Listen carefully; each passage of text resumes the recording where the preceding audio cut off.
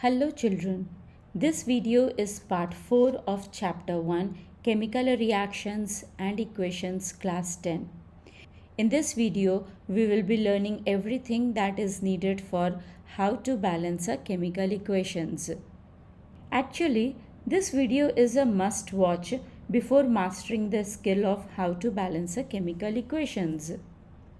Let us talk about burning of wood. Wood is made up of carbon, hydrogen, and when it burns in air, it produces ashes, water vapor, and carbon dioxide gas. Now, as we cannot see water vapor and gases, we may think that the masses of the end product, that is, ashes, are small, isn't it? But it's not so. If we were somehow able to measure the masses of water vapor and carbon dioxide along with the masses of ashes, we would find that the masses of ashes, water vapor, and carbon dioxide are same as that of the masses of wood and oxygen. So, we can say that even burning does not destroy the matter. It just changes it into different substances, and its mass is always the same before and after the changes taking place. So, we can say that the masses of reactants is equal to the mass of products. Yes, this is law of conservation of mass. Thus, the law of conservation of mass states that matter can neither be created nor destroyed in a chemical reaction. This means that the quantity of each element of the reactant and that of the product does not change, or we can say that the mass is conserved, but it can change forms to other substances like solids, liquids, and gases. So, this is solid, this is liquid, and these are gases. This law was put forth by Antoine Lavoisier in 1789. This is the reason why the chemical equations are balanced to satisfy the law of conservation of mass in a chemical reaction. So, to make the number of different types of atoms equal in the reactants and products is known as balancing of an equation. So, to make the number of different types of atoms equal in reactants and products are known as balancing of an equation. Children, before learning how to balance a chemical equation, it would be better if we are familiar with the parts of a balanced chemical equations. So, let us be familiar with certain terms associated with the balancing. This is a very familiar chemical equation of photosynthesis which you already know. In this chemical equation, carbon dioxide from atmosphere and water from the soil, it combines together in the presence of sunlight and chlorophyll to give glucose, and oxygen is evolved in this reaction. So now let us understand what is this reactant. Reactants are the starting material. So here for this photosynthesis reaction, carbon dioxide and water are the starting material known as reactants. Now let us talk about products. Products are the materials present at the end of the reaction. The next term is yields. Yields are also called as to give or to produce. Yields is the arrow pointing from reactants towards products. Yields basically shows the direction of arrowhead and it represents the formation of the products. Now, the condition under which the reaction takes place are mentioned above or below this arrow. We know that in the photosynthesis reaction, carbon dioxide reacts with water in the presence of sunlight, and the green pigment called chlorophyll gives glucose and oxygen. Now, note that the reactants are always written on the left hand side of this arrow, and the products are always written on the right hand side of this arrow. Now, let us understand the next term, subscript. Sub means under. So, subscript is the small number written under the element or compound. In this equation, the small number written under the element oxygen, this is 2, or under this element carbon, which is 6, hydrogen, here it is 2, oxygen, here 6. So these are all the subscripts, and on the reactant side, this 2 written under H, here O, oxygen, where nothing is written, so we will assume that 1 is present. So here we will consider that 1 is present, or we do not write 1, but we assume that here 1 is present. Similarly, here when you look at this oxygen, here 2 is the subscript, and here in this carbon nothing is written, so we will assume that 1 is present over here. So these small numbers which is written under the element or the compound are the subscript. Now, children, always remember that we should never change the subscript while balancing the chemical equation. Why we should never change the subscript while balancing? Let us understand this with an example. Suppose I say hydrogen, when it reacts with oxygen, it gives water. So here in this chemical equation, H2 plus O2 gives H2O. When you look at this chemical equation, it seems as if 2 atoms of hydrogen, when combines with 2 atoms of oxygen, it gives 2 atoms of hydrogen and 1 atom of oxygen. It seems as if 1 atom of oxygen from the reactant side has been lost. But it is not so. We know this from law of conservation of mass.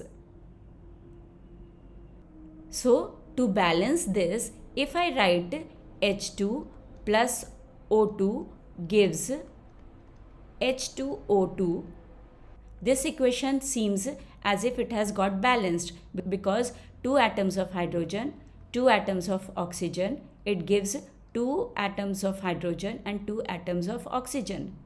But note here that this H2O is water.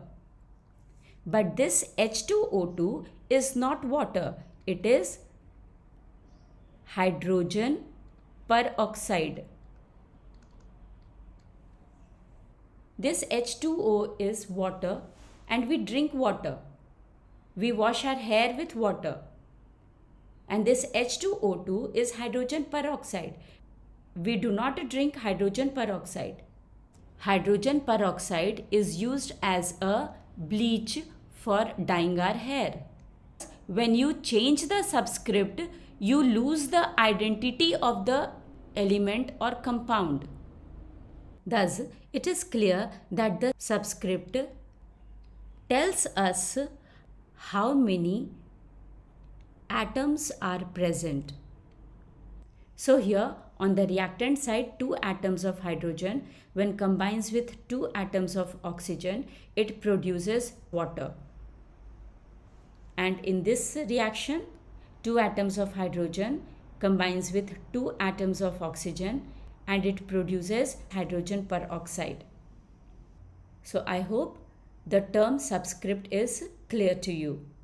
Now let us move on to the next term, that is coefficient. Coefficient is the big number and it should be written before the formula. We already know the balanced photosynthesis equation as 6CO2 plus 6H2O in the presence of sunlight and chlorophyll yields C6H12O6 plus 6O2. The big number 6, which is placed before the formula CO2, carbon dioxide, is called coefficient. Here, for the formula water, 6 is the coefficient, yields.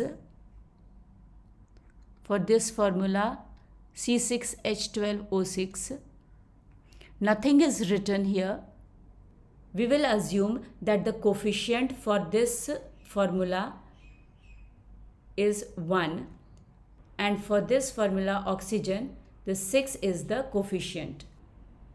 So we can say that the coefficients tells us how many of each molecules are present.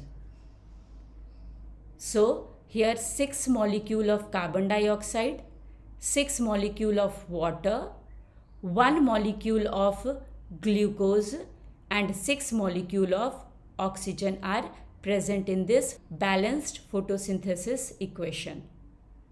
So to find the number of atom, coefficients are multiplied by subscripts. So number of atom is equal to coefficients multiplied by subscripts. Now, children, there are certain elements which exist as diatomic molecules. Di means 2. So, these molecules have 2 atoms.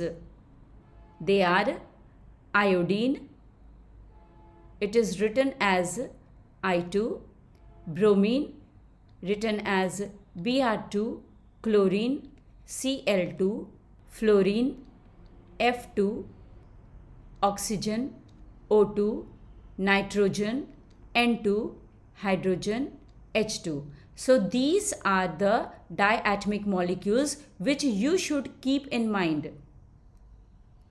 You can remember it with the help of a mnemonic. I brought chana for our new horse. So here I is for iodine, written as I2. Br is for bromine, written as Br2. Now be careful for this. Chlorine is Cl. Chlorine is written as Cl2. So here remember this as chana for chlorine. And then for F2, fluorine, R, O2, oxygen, nu, N2, nitrogen, H, H2, hydrogen. These are all the diatomic molecules. So, while writing the chemical equation, these elements should be mentioned as a diatomic molecules. And the mnemonic, I brought chana for our new horse, will help us to remember the diatomic molecules. Children, interpreting molecular formulas is a skill that is important in chemistry.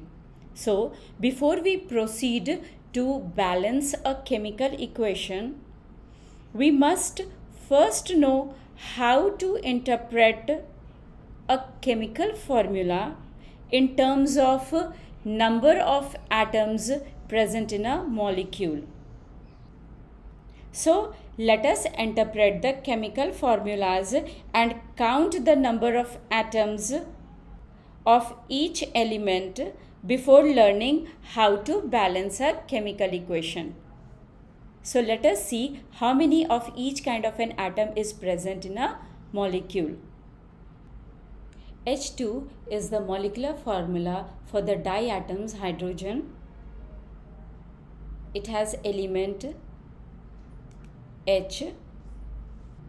It has one hydrogen molecule. It means it has two hydrogen atoms. Here nothing is written in place of coefficient, so we assume it to be 1. And we know that number of atoms is calculated by coefficient multiplied by subscript. So here 1 is the coefficient, so 1 times 2, 2 is the subscript. So the number of atoms is 2 hydrogen atoms. Now let us see another molecular formula, 2H2O. This is water. Water is made up of two elements, hydrogen and oxygen. 2H2O means 2 water molecules. And for the number of atoms, here 2 is the coefficient, so 2 times the subscript 2, that is 4 hydrogen atoms. And for oxygen, no subscript is written, so we assume it to be 1. So the number of atoms for oxygen will be 2 times 1, that is 2 oxygen atoms. Now the next is H2O2. This is the molecular formula for hydrogen peroxide. So the elements present in hydrogen peroxide is hydrogen and oxygen. Now to talk about the number of molecules, coefficient represents molecules. So here one hydrogen peroxide molecule is present. Now to talk about the number of atoms, here the coefficient is 1 for hydrogen. So 1 times 2, that is 2 hydrogen atoms. And for oxygen, 1 times 2, that is 2 oxygen atoms. Now the next molecular formula is methanol or methyl alcohol. So here the elements present in methanol or methyl alcohol is, we have carbon, hydrogen and oxygen. Here's carbon, then we have hydrogen, we have 1 carbon, we have 3 plus 1, 4 hydrogen and 1 oxygen. So this is 1 methyl alcohol molecule or 1 molecule of methyl alcohol. So here no coefficient is mentioned, so we will assume it to be 1. So the carbon atom is 1 carbon atom. For hydrogen, there are 3 hydrogen atoms and 1 more is here. So 3 plus 1 is 4. So we have 4 hydrogen atoms. And for oxygen, no subscript is mentioned, so we assume it to be 1. So subscript multiplied by the coefficient gives. So here 1 oxygen atom is present. This is the molecular formula of glucose, C6H12O6. Here no coefficient is mentioned, so it means 1 is written. And then regarding the subscript, carbon has the subscript 6, hydrogen has subscript 12 and oxygen has subscript 6. So the elements present in glucose are carbon, hydrogen and oxygen.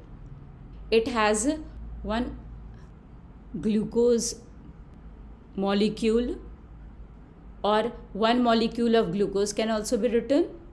Now regarding the number of atoms, and regarding the number of atoms, 1 times 6, so 6 carbon atoms, 1 times 12, so 12 hydrogen atoms, and 1 times 6, So 6 oxygen atoms. Now, here in this formula of glucose, 5 is written as the coefficient. So the elements present here are carbon, hydrogen and oxygen. Regarding the number of molecules, we know that the coefficient represents the number of molecules. So here we have 5 glucose molecules, or 5 molecules of glucose can also be written.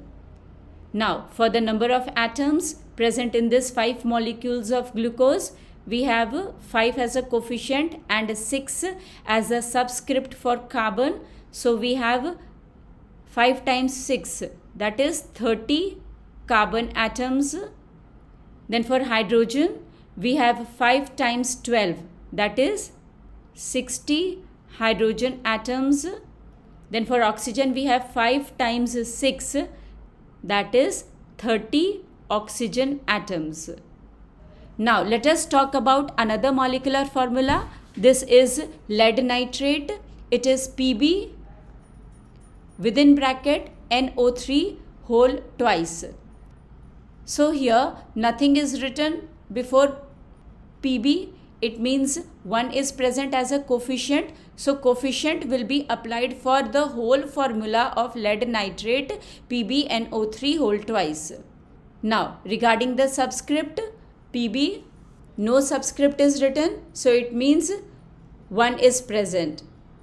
Now look at the elements present within the bracket, that is nitrogen and oxygen. For nitrogen, the subscript is 1 and for oxygen, the subscript is 3.